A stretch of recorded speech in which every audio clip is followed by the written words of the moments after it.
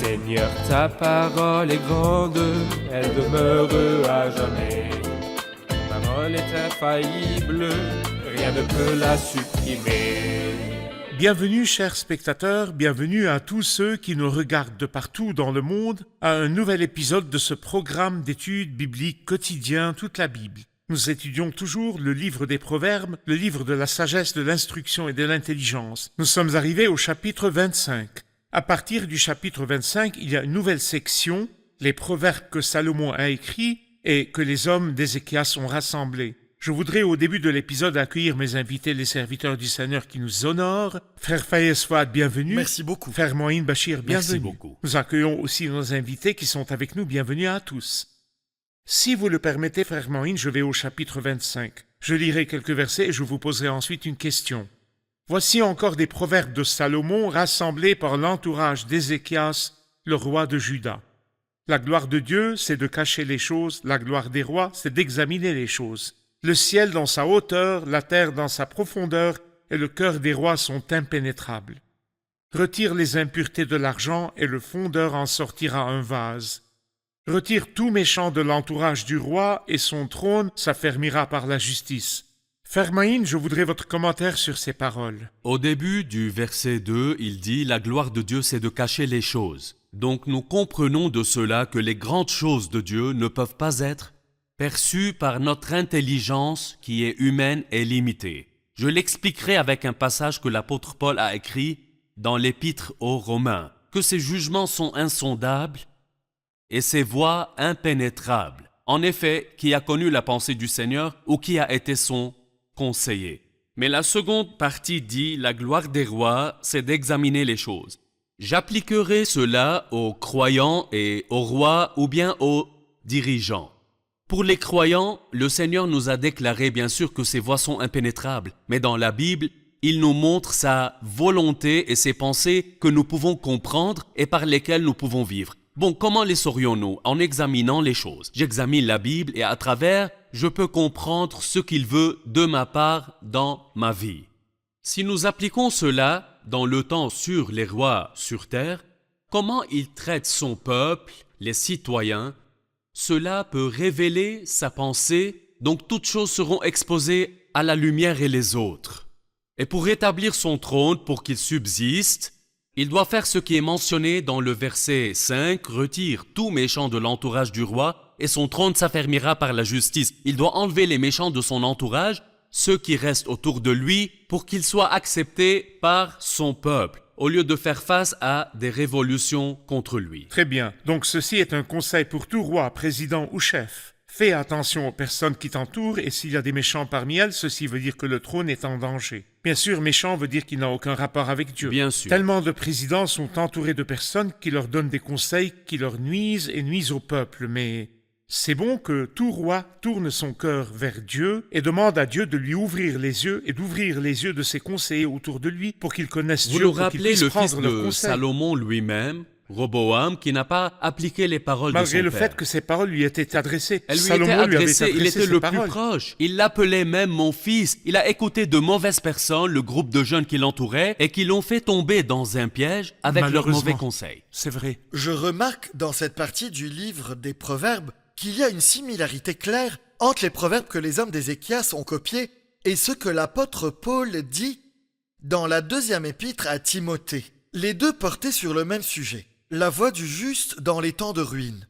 Quand Ézéchias est devenu roi, Israël était dans un état de désolation. Son père était très méchant. Il avait fermé les portes du temple de Dieu. Donc quand il est devenu roi, les proverbes de Salomon existaient déjà. Salomon les avait déjà dit, mais ils n'avaient pas encore été rassemblés. Ézéchias les a rassemblés avec ses hommes. Et je pense qu'ils illuminaient sa vie pour qu'il agisse selon la sagesse de Dieu dans les temps de ruine qu'ils avaient atteints. Et donc, il y a une similarité claire entre eux et 2 Timothée. Par exemple, retire les impuretés de l'argent et le fondeur en sortira un vase. Ceci me rappelle ce que l'apôtre Paul a dit. Si donc quelqu'un se purifie de ces choses, il sera un vase d'usage noble, saint, utile à son maître, prêt pour toute œuvre bonne. Bonheur. Aussi, la gloire de Dieu, c'est de cacher les choses. Ceci me rappelle que le Seigneur garde les choses qui concernent l'Évangile. Ceci ne veut pas dire qu'il cache littéralement, mais d'après les paroles de Jésus-Christ, tu as caché ces choses aux sages et aux intelligents et les a révélés aux enfants. enfants.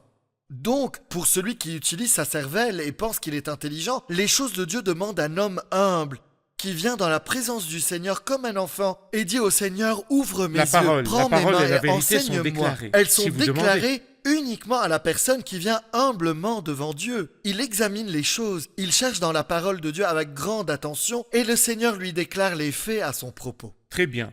Allons au verset 6. Dr. Fayez ne fait pas l'important devant le roi, ne prend pas la place des grands. En effet, il vaut mieux qu'on te dise « Monte ici » et qu'on n'ait pas à t'abaisser devant le prince après que tes yeux l'ont vu. Eh bien, je remarque que les hommes d'Ézéchias ont donné la priorité aux choses qui concernent les rois. Les choses qui concernent les rois sont importantes. Comme dans les premiers versets, nous lisons à propos de la gloire des rois. La gloire des rois, c'est d'examiner les choses. Et nous lisons à propos des cœurs des rois. Et le ciel dans sa hauteur, la terre dans sa profondeur, et le cœur des rois sont impénétrables. Nous lisons aussi à propos du trône des rois. Retire tout méchant de l'entourage du roi, et son trône s'affermira par la justice. Ensuite, nous lisons à propos de comment se comporter devant les rois. Devant les rois, ce n'est pas n'importe quoi qui pourrait arriver. Donc, c'est-à-dire que c'est bien que la personne qui se présente devant le roi sache comment se comporter. Le comportement sage est de s'abaisser dans la présence des rois. Tout le monde doit prendre sa vraie position. Ne fais pas l'important devant le roi. Ne prends pas la place des grands. En effet, il vaut mieux qu'on te dise « monte ici » et qu'on n'ait pas à t'abaisser devant le prince après que tes yeux l'ont vu. Ceci nous rappelle un enseignement clair que le Seigneur a donné dans Luc chapitre 14. Il parle d'une personne qui a fait un banquet. L'hypocrisie était claire chez l'hôte et l'orgueil était clair chez ses invités. L'hôte a invité ses amis et s'attendait à ce qu'ils lui rendent l'appareil. L'orgueil était clair chez les invités parce que tout le monde essayait de prendre la place d'honneur. Donc le Seigneur dit que quand vous êtes invité à un banquet, vous devez vous mettre à la dernière place. C'est mieux pour vous que celui qui vous invite vous dise de monter plus haut que de subir la honte de devoir vous abaisser. Je vois dans cette image celle des réunions au nom de Jésus. Tout le monde prend sa place humblement jusqu'à ce que notre Maître, le Saint-Esprit, qui nous dirige, nous dise d'y aller. Donc il me donne le tour de me lever et de m'exprimer. Nous ferons une pause et nous prendrons ensuite une question de nos invités. Chers spectateurs, nous nous reverrons après la pause. Restez branchés. Josias était un bon roi et a mené le dernier grand renouveau dans Juda. Le peuple est retourné durant son règne un grand retour. Cependant, il a fait une grande erreur. La question est comment une seule erreur pourrait détruire toute la vie d'un grand homme. Josias a fait une grande erreur en se superposant, et il n'aurait pas dû faire cela du tout.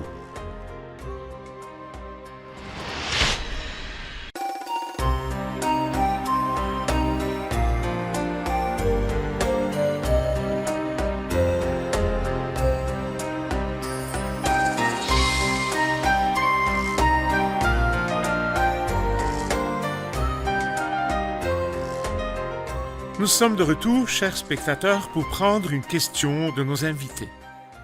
Je ne comprends pas le verset 9. « Défends ta cause contre ton prochain ». Que veut-il dire par là? Défends ta cause contre ton prochain, mais ne révèle pas le secret d'un autre. Que veut-il dire par là?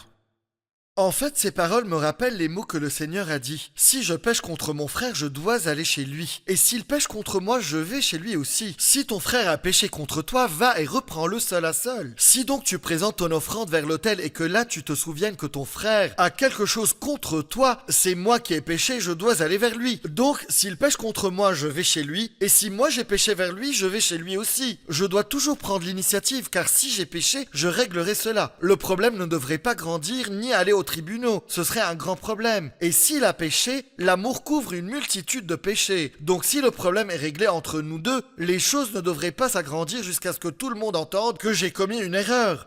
Donc soyons confidentiels dans la résolution des problèmes. Donc les problèmes sont résolus entre nous deux. Très bien. Frère Moïne, aussi dans les versets 9 et 10, « Défends ta cause contre ton prochain, mais ne révèle pas le secret d'un autre. En l'apprenant, il te couvrirait de honte et ta mauvaise réputation ne s'effacerait pas. » Que veut-il dire par là? Ce qu'il veut dire est que ce dont j'ai parlé, que d'autres ont entendu, ces répercussions pour moi seront très mauvaises. Les gens qui entendent les paroles que j'ai dites auront une mauvaise idée.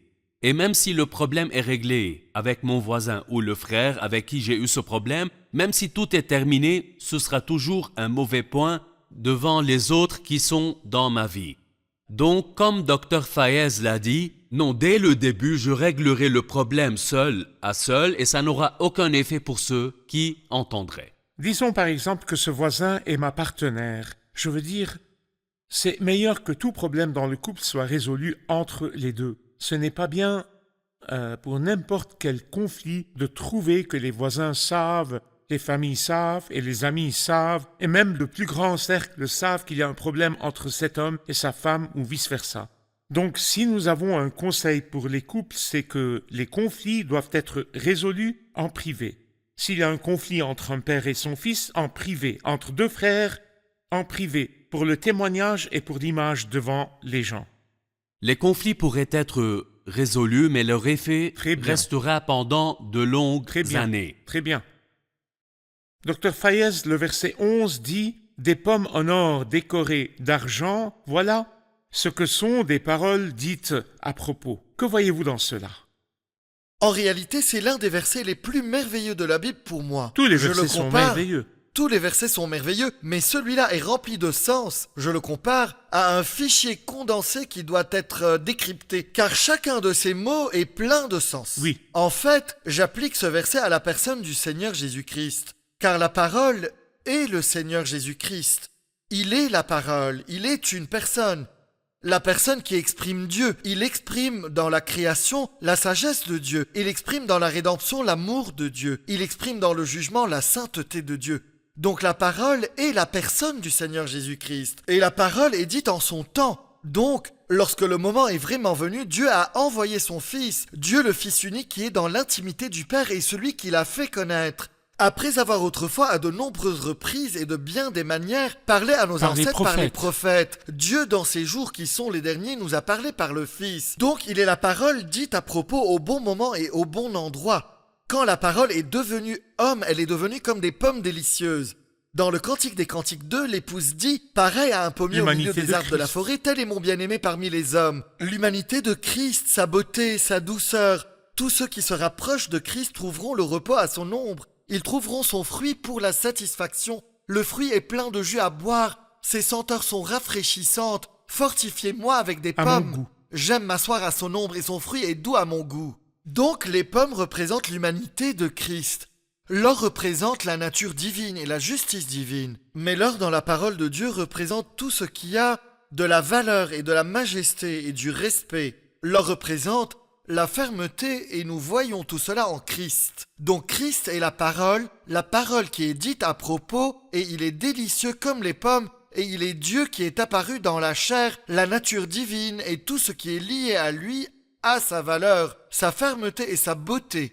Mais ce n'est pas juste cela, la Bible nous le présente décoré d'argent. L'argent représente la rédemption et l'expiation. Quand Christ est venu à nous, est-il venu pour être notre dirigeant et pour que nous le servions? Bien que ce serait un honneur, il est venu pour s'offrir. Il est venu pour mourir, pour nous racheter. Il s'est offert, sacrifié sur la croix. Il a donné son sang pour nous et nous a donné son corps. Ce sont des paroles merveilleuses, des paroles dites à propos, au bon moment. Frère Moïne, nous voudrions continuer avec le verset 16. « Si tu trouves du miel, n'en mange pas trop. Tu risquerais d'être saturé de le vomir. » Pourquoi le miel? Pourquoi Dieu se préoccuperait de ce que l'on mange ou non? Le miel dans la Bible représente... le miel a un goût sucré. Donc il représente les bonnes relations, les relations familiales qui me sont agréables en tant qu'homme, comme moi-même et toi. Les relations de famille et fraternelles et sociales. Oui, la Bible me dit qu'elles ne sont pas mauvaises, mais prenez ce qui est suffisant. Si vous allez au-delà de la limite, ça vous nuira. Comment cela me nuirait-il? Sa douceur me ferait oublier la beauté de ma relation et de ma communion avec le Seigneur et la Bible.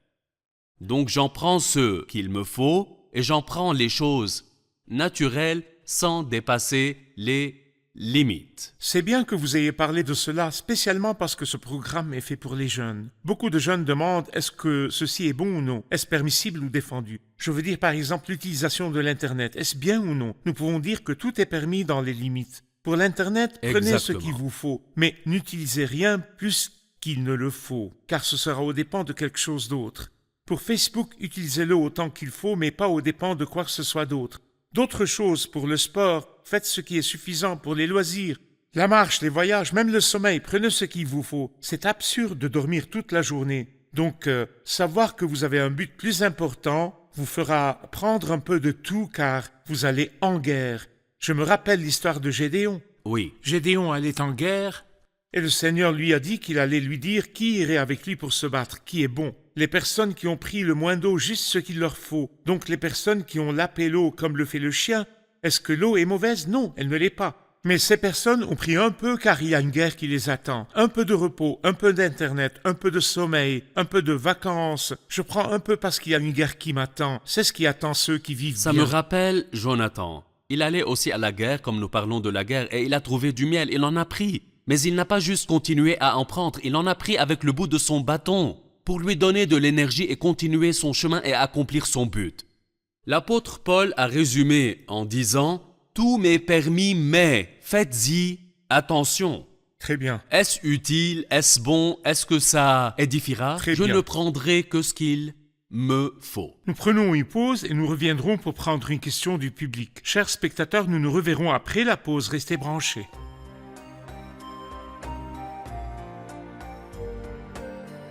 En réalité, je remercie Dieu pour ce programme Toute la Bible, car je n'ai jamais partagé dans une émission et je n'ai jamais écouté un épisode à la télé sans ressentir le besoin d'étudier la Bible plus que je ne le fais. C'est comme un apéritif pour moi, pour que je sois plus attentif à la parole de Dieu. Et j'espère de tout cœur que c'est ce que tout le monde qui regarde ce programme Toute la Bible ressent.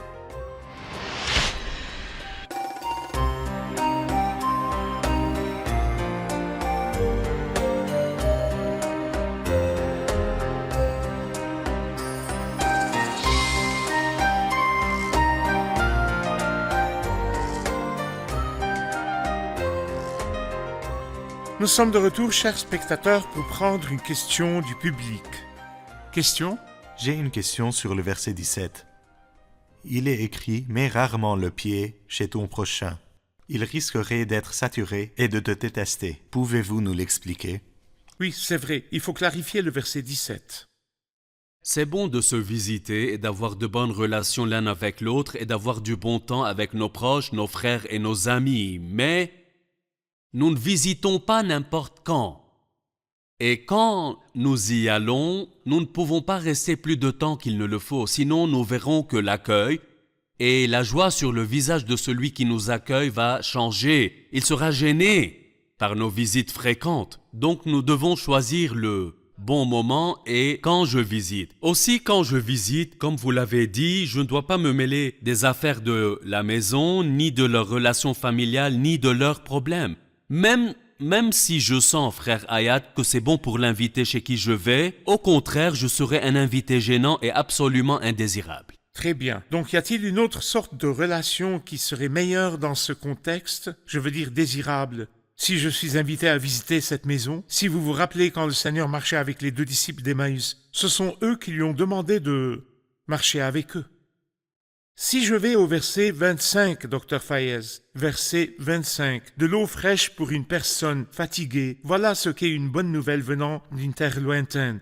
Il parle de bonnes nouvelles et les compare à de l'eau fraîche pour la personne fatiguée. Que voyez-vous dans ce verset? Eh bien, ce verset me rappelle ce que le Seigneur a dit à la femme samaritaine. Il lui a dit, si tu savais quel est le cadeau de Dieu et qui est celui qui te dit « Donne-moi à boire », tu lui aurais toi-même demandé à boire et il t'aurait donné de l'eau vive, ou la vie. Je te donne de l'eau, et cette eau que je donne ne rafraîchit pas seulement, mais elle devient aussi, dans celui qui la boit, une source d'eau qui jaillira jusque dans la vie éternelle. Donc je vois dans ce verset, de l'eau fraîche pour une personne fatiguée, voilà ce qu'est une bonne nouvelle. La bonne nouvelle est la grande nouvelle de la mort et de la résurrection de Christ. Très bien. La nouvelle de l'évangile pour l'âme. la bonne nouvelle d'une terre lointaine pour la personne fatiguée. Le pécheur aura toujours soif comme la femme samaritaine qui est venue boire et avait toujours soif, car toute personne qui boit de cette eau-ci aura encore soif. Mais quand nous entendons la nouvelle de la mort et de la résurrection de Christ, et nous venons à Christ, le Seigneur nous donne de l'eau qui nous rafraîchit, et non seulement cela, mais elle jaillira jusque dans la vie éternelle. Et cette nouvelle vient d'un pays lointain. D'où? De quel pays? Du pays lointain Pourquoi qui est n'y le avait-il ciel. pas de bonnes nouvelles près de nous, je veux dire dans le monde? N'y a-t-il pas de chemin vers le salut dans le monde? Dans toutes les religions du monde, un chemin vers le salut? Il n'y a sous le ciel aucun autre nom qui a été donné parmi les hommes par lequel nous devions être Est-ce du sauvés. fanatisme pour Christ? Un seul nom.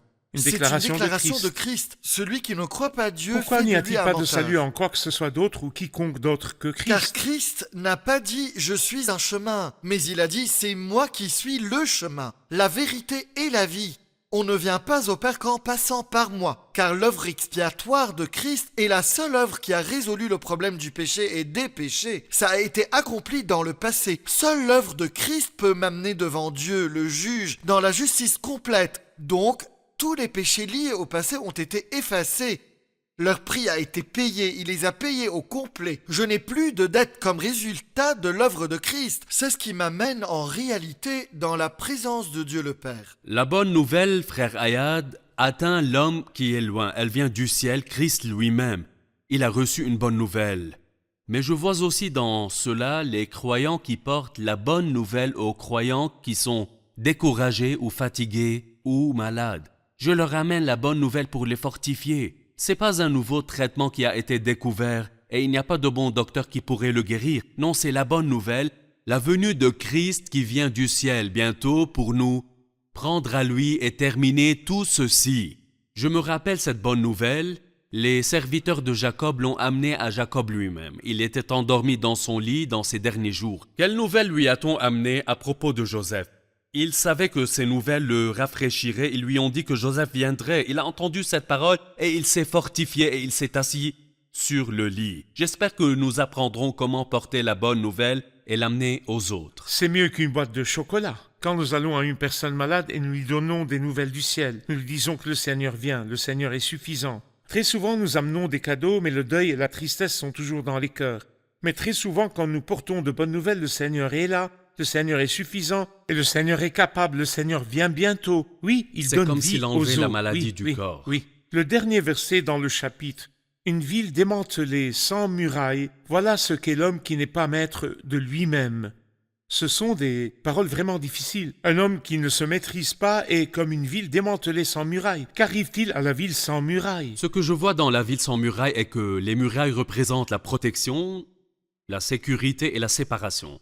Donc la ville sans murailles n'a pas de protection. Elle n'est pas gardée ni séparée de ce qui est dehors. Celui qui est dedans sort et celui qui est dehors entre. Personne ne peut faire la différence entre ce qui est dedans et ce qui est dehors. Mais j'appliquerai cela aux hommes et je dirais que l'homme est supposé avoir une sorte de maîtrise de soi dans ses paroles.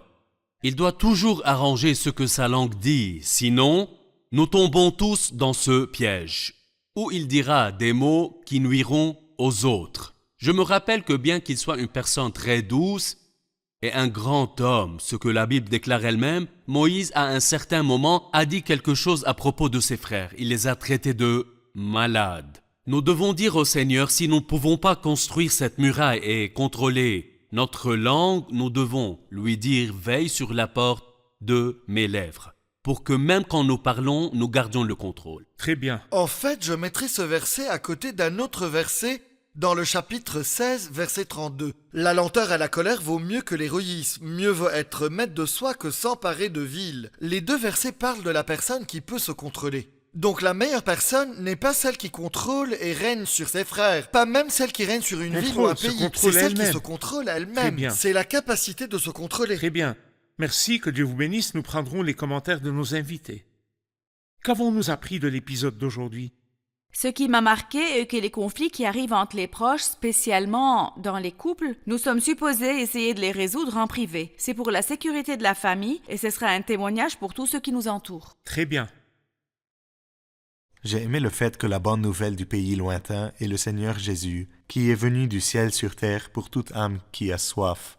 Il cherche et sauve toute âme qui périt. Très bien. La meilleure chose dans la Bible est qu'elle m'enseigne la décence. Elle m'enseigne comment traiter les gens et comment parler aux gens.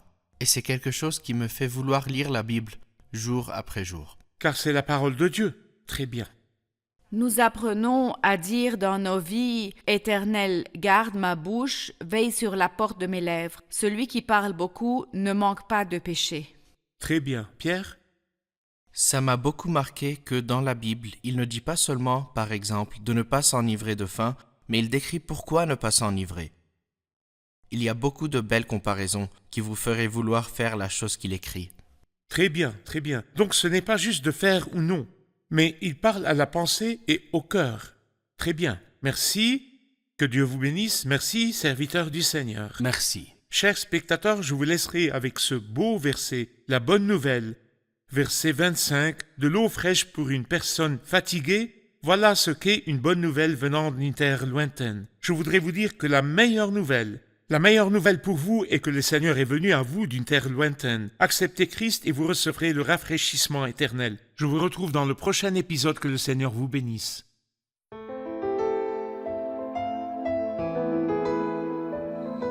Seigneur, ta parole est grande, elle demeure à jamais. Ta parole est infaillible, rien ne peut la supprimer.